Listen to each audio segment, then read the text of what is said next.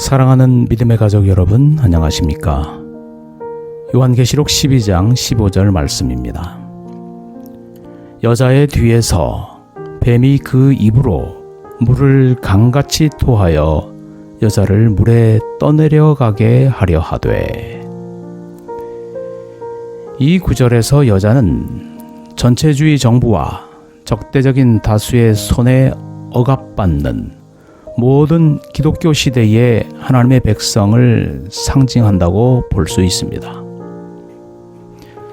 자신의 신앙으로 인해 핍박받는 사람들은 항상 왜? 라고 묻는 의심의 유혹에 직면하게 됩니다. 현재의 고통은 대개 이해가 잘 되지 않습니다. 왜 하나님이 그것을 허락하셨는지 완전히 설명하기란 불가능합니다.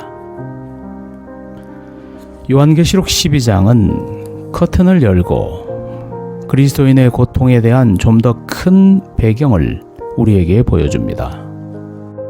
계시록 12장 3절로 4절에 하늘에서 시작되었고 7절로 12절에 십자가에서 예수님이 돌아가신 이후 절정에 이른 한 전쟁이 우주를 가로질러 휘몰아치고 있습니다. 우리가 매일매일 접하는 싸움은 좀 더 큰 대쟁투의 축소판입니다. 우리의 경험이 하나님의 계획 전반에 어떻게 조화되는지 보는 것은 불가능할 수도 있습니다. 그러나 그분의 백성에게 나쁜 일이 일어날 때, 또 힘든 일을 겪을 때, 그것은 잠시 허용되어야 할 것이지만 언젠가 영원히 없어질 초자연적인 분노 때문이라고 요한계시록은 20장 7절로 13절에 우리에게 상기시키고 있습니다. 우리는 무슨 일이 일어나든지 인내하고 하나님을 신뢰할 필요가 있습니다. 공의와 정의가 도래하고 있지만 그것은 내가 심각한 시험을 통과하기 전까지는 효력이 없습니다. 만약 우리에게 일어나는 모든 일에 대한 설명을 요구한다면 우리는 하나님께 대한 믿음뿐 아니라 심지어 우리의 마음에 대한 믿음까지 잃어버리게 될 것입니다.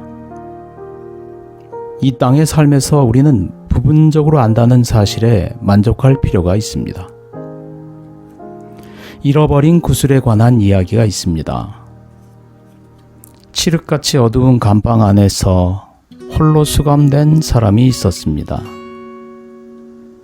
그에게는 자신의 마음을 사로잡는 오직 한 가지가 있었는데 그것은 그가 벽을 향해 반복하여 던지던 구슬이었습니다. 그는 구슬이 감방 이곳저곳으로 튀고 굴러다닐 때 내는 소리를 들으며 시간을 보냈습니다.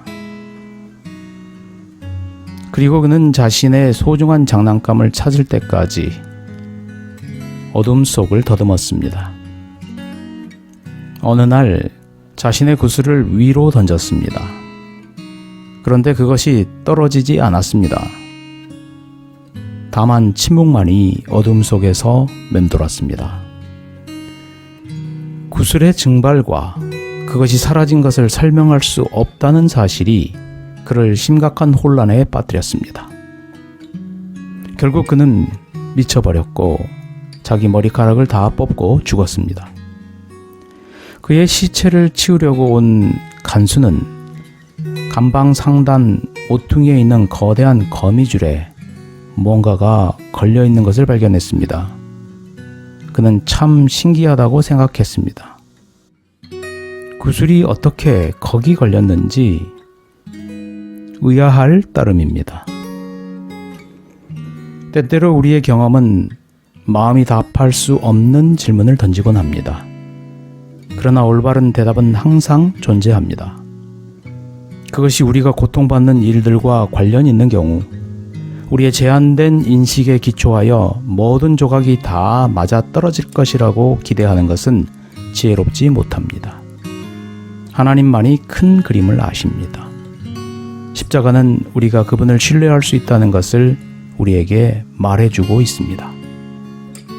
비록 우리가 이해할 수 없을 때라도 우리를 위해 돌아가신 그분을 믿고 인내하기를 소망합니다. 감사합니다. 행복한 하루 되세요.